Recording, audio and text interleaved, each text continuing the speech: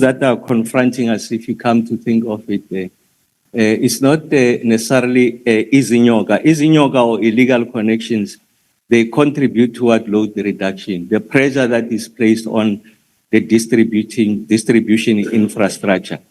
The issue of free basic electricity, one makes an assumption that you are connected, you are known, can be identified, and therefore you are deserving of this allocation. So it talks to the point I made earlier on of the inability of local authorities to be able to identify those households that qualify, and also to put systems in place to ensure that the deserving indeed do get this benefit. And you find that those allocations that comes in the form of a grant, they got to be misdirected to other areas of needs and demand in the local authority.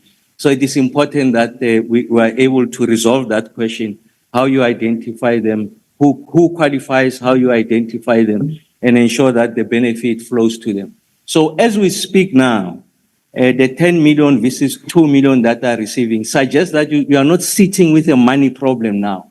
The fiscus is supporting this deserving household, but these deserving households are not receiving that benefit. So that's not a relationship with izinyoka. It's a quite different conversation that you must have, but it's about the ability of municipalities and ESCOM, by the way, is not absolved from this problem, to ensure that the poor are able to receive that benefit.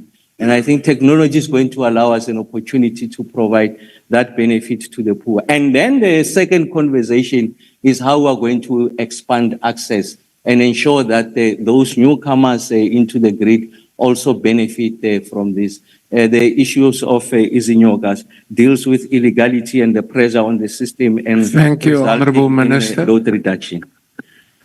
Honourable members, question number 267 has been asked by the Honourable Mente Nkuna to the Minister of Finance. The question is whether National Treasury promulgates a standardized rate per child for scholar transport costs and school feeding schemes. I've been informed that the Deputy Minister, the Honourable Sarupan, will be answering this question on behalf of the Minister. The Honourable Deputy Minister. Thank you very much, Honourable House Chair. Honourable House Chair, the National Treasury plays no role in promulgating rates for scholar transport, nor for the National School Nutrition Program. The Department of Basic Education is best placed to respond to this on the National School Nutrition Program, and the National Department of Transport best placed to respond to this in regards to scholar transport. Thank you very much. The first supplementary question will be asked by the Honourable Mente Nkuna. Thank you, House Chair. House Chair, this is a problem we're facing in South Africa, highest levels of incompetency, because a minister receives a question, sees that there are sister companies, or rather departments, that must assist him in providing an answer. He doesn't do it. He comes here to tell us that it's not his department. After how many days? That is not acceptable, and he must go and do his work. He must go and ask the sister departments to provide the answers that are asked from him, because he is the custodian of the budget of the state. Therefore, whatever rates that are determined by provinces are coming from Treasury. Number two, this is, I'm the one that asked the question, so my time is more than the others. Number two, House Chair, in the nutritious program, we pay less than R3. Deputy Minister and any other minister, but and pay more than that. Yet, as when you expect a service provider to buy your tank carpet to normally get R3. Number two, is scholar transport. We pay far less than R10. Ngayiphi bus le izawumaintainwa ingabangi ingozi nge R10. How do we expect service providers to give us buses and comfortable for our children if we pay such a ridiculous amount? Then number three, in South Africa, we pay more than R500 for feed prisoner a day. Yeah. What are our priorities in this country? What are the priorities? Are we prioritizing the life and future of our children, or are we prioritizing batala imali for prisons and everywhere else? And then the minister must bring the answer in writing in 14 days. Thank you. Thank you, Honorable Mente. Honorable Deputy Minister, before you take the floor, Honorable Mente, may I advise that on the first issue, and I understand your sentiment, that that specific problem is also addressed through the review of the Rules Subcommittee. Because as you indicate, the executive is given prior notice. So let's build something along the lines that they must then tap into the knowledge of their colleagues when answering. Honorable Deputy Minister, is there a response? Yes, I just would like to address the honourable member said that I'd take my kids to an expensive school. I don't have any children, so I'm not quite sure which school they're going to. But I'm aware that the Honourable Malema does, of course, have his children in a private school, and I'm sure they're privately transported as well. And I'm sure that the resources that he's diverted there, he can donate to the Treasury, and we'll put it into the National Scholar Transport Program. Thank you. The second supplementary question will be asked by the Honourable Mashwanyane. Honourable Maotwe. Thank you, House Chair. You know, House Chair, we are here to serve the people of this country. Let us not come here and be clownish, like this minister who's clownish. When a question is being asked and a statement is being made that you are taking your kids, they don't mean him. Is he the only minister here in this Okay. country? We are giving an example. Thank you. At your level, you should be knowing. Thank you, Honourable Maotwe. If this is how the GNU is going to conduct itself, through clueless ministers like this one, Honourable it's a Maotwe. very important portfolio of finance. Honestly, you're not going anywhere. Thank you.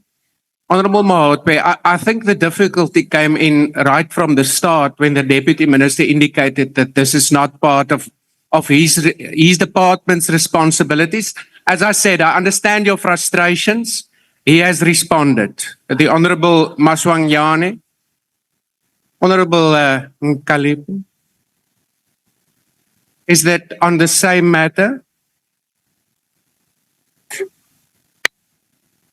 Thank you very much, Honorable Chair. Honorable Chair, we understand that in the DA, they have to apply for a position and they represent the jackets. But when the Honorable Mentor referred to him, doesn't mean him as a Okay. person. I think we got that explanation.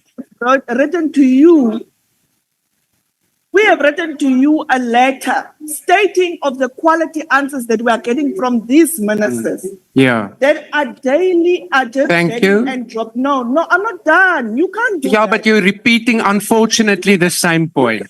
That. I'm not done. How do you know what is my next word? How do you Is know there a that? point of order in terms of the rules? Order. Okay, let me hear it. Why are you anticipating what I want to say? Are you now a mind reader? Are you now a mind reader? Please get to your point of order. That you forever want to abuse us once you sit on. Please get to your point of order. Honourable member. You haven't answered the national chair. You have given this question. We have written to you on numerous times at that office of the speaker. Can we demand a proper answer from this guy as the custodian of national treasury? Thank you, Honourable member. I think I've already expressed my sentiment on it. On a point Firstly, of in order, terms Chair. of the rules, I'm still dealing with this point of order. I'll come to you. I'm talking. I'm saying point of order. I'm talking. What's your problem? I'm talking. No, that's not the case. No, Honourable Malema, you have not been recognized. I'm saying point of order. Honourable Malema, please mute your mic and raise your hand on the virtual platform. If you want to get my attention, I'm addressing the Honourable Mkalipi's point of order now, I'm and saying then point of thereafter, order, Chair. I've already at the outset said, I understand the sentiment and the frustration that a member of the executive comes and say, I cannot give a substantive answer to this question because National Treasury is not responsible for that function. No, and I've already indicated that my advice would be that we should deal with that as part of the review of the rules. The difficulty comes in that you now expect of me to force the Deputy Minister to give a substantive answer in the circumstances where he's already indicated it's not Treasury's area of responsibility. In the circumstances, it would be unfair of me to expect him to give an answer which he clearly doesn't have.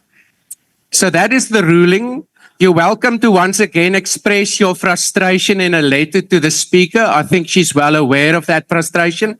And my plea once again is, if we want to force ministers, if a matter is strictly not within their portfolio, to tap into the knowledge of their colleagues, let's build that into the rules. I've recognized the Honorable Michalakis, and then I'll come to the virtual platform if necessary. We must be attended to as well here. What necessary? What do you mean?